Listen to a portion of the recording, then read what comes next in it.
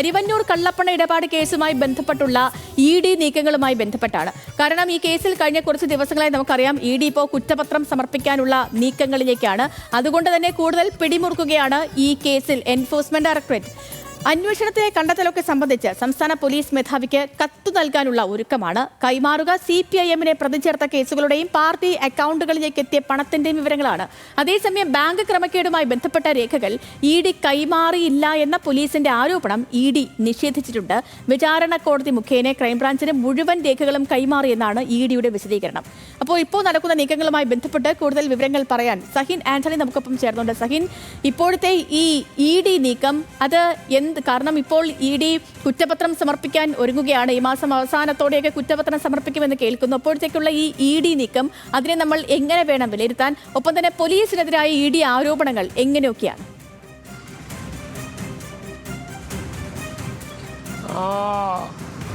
സേതു, രാഷ്ട്രീയ കേരളം ഏറെ ചർച്ച ചെയ്യാൻ പോകുന്ന കേസുകളിൽ ഒന്നായി മാറും ഈ കരുവന്നൂർ കേസ്. കാരണം ഇതിന്റെ ഒരു അന്തിമ കുറ്റപത്രം സമർപ്പിക്കാൻ പോവുകയാണ് എൻഫോഴ്സ്മെന്റ് ഡയറക്ടറേറ്റ്. അതിന് മുന്നോടിയായി അവർ സംസ്ഥാന പോലീസിനെ തന്നെ പ്രതിരോധത്തിലാക്കാനാണ് ED തീരുമാനിച്ചിരിക്കുന്നത്. അതിന്റെ ഭാഗമായി തന്നെ CPM-നെയും CPM നേതാക്കളെയും പ്രതികരിച്ചുകൊണ്ടുള്ള ഒരു കത്ത് എൻഫോഴ്സ്മെന്റ് ഡയറക്ടറേറ്റ് സംസ്ഥാന പോലീസ് മേധാവിക്ക് കൈമാറും. PMLA ആക്ടിലെ 66-ൽ 2 വകുപ്പ് പ്രകാരമാണ് ഇത്തരത്തിലുള്ള ഒരു കത്ത് കൈമാറുന്നത്. അതിന്റെ പ്രധാന ഉദ്ദേശം എന്ന് പറയുന്നത് EDയുടെ ഒരു കണ്ടെത്തൽ ആ കേസ് അന്വേഷിക്കുന്ന മറ്റൊരു ഏജൻസി അറിയിക്കുന്നതിന് വേണ്ടിയാണ് ഇത്തരത്തിലുള്ള വകുപ്പ് ഉള്ളത്. അതുകൊണ്ട് തന്നെ ആ വകുപ്പ് ഉപയോഗപ്പെടുത്തിക്കൊണ്ടായിരിക്കും ഇത്തരത്തിലുള്ള ഒരു കത്ത് സംസ്ഥാന പോലീസ് മേധാവിക്ക് കൈമാറുക. ഒപ്പം തന്നെ സംസ്ഥാന പോലീസ് ഇന്നലെ ഹൈക്കോടതിയെ അറിയിച്ചിരുന്നു ED രേഖകൾ കൈമാറാൻ വൈകുന്നതുകൊണ്ട് അല്ലെങ്കിൽ കൈമാറാത്തതുകൊണ്ട് ഇത് സംബന്ധിച്ചുള്ള അന്വേഷണം ഇഴയുകയാണ് എന്നുള്ളത്. പക്ഷേ എൻഫോഴ്സ്മെന്റ് ഡയറക്ടറേറ്റ് ഇതിന് ആനുപാതികമായ ഒരു കത്ത് ഹൈക്കോടതിയിൽ സമർപ്പിച്ചിട്ടുണ്ട്, അല്ലെങ്കിൽ അതിന്റെ രേഖകൾ ഹൈക്കോടതിയിൽ സമർപ്പിച്ചിട്ടുണ്ട്. അതിൽ എൻഫോഴ്സ്മെന്റ് ഡയറക്ടറേറ്റ് പറയുന്നത് EDക്ക് സംസ്ഥാന പോലീസിന് അല്ലെങ്കിൽ ക്രൈംബ്രാഞ്ചിന് ഇത് സംബന്ധിച്ചുള്ള മുഴുവൻ രേഖകളും ഒറിജിനൽ പകർപ്പ് തന്നെ എൻഫോഴ്സ്മെന്റ് ഡയറക്ടറേറ്റ് കൈമാറിയിരുന്നു.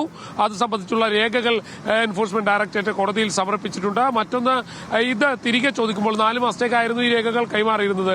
അപ്പോൾ അതെല്ലാം ഫോറൻസിക് പരിശോധനയ്ക്ക് അയച്ചിരിക്കുന്നു എന്നുള്ളൊരു മറുപടിയായിരുന്നു ക്രൈംബ്രാഞ്ച് നൽകിയിരുന്നത് എന്ന തരത്തിൽ തന്നെയാണ് എൻഫോഴ്സ്മെന്റ് ഡയറക്ടറേറ്റ് കോടതി ഇക്കാര്യം അറിയിച്ചിരിക്കുന്നത്. അപ്പോൾ ക്രൈംബ്രാഞ്ചും അപ്പോൾ തന്നെ എൻഫോഴ്സ്മെന്റ് ഡയറക്ടറേറ്റും കേന്ദ്ര ഏജൻസിയും തമ്മിലുള്ള ഒരു തർക്കം മൂർച്ഛിക്കുന്നതിനിടയിലാണ് ഇത്തരം കാര്യങ്ങളെല്ലാം പുറത്തു വരുന്നത്.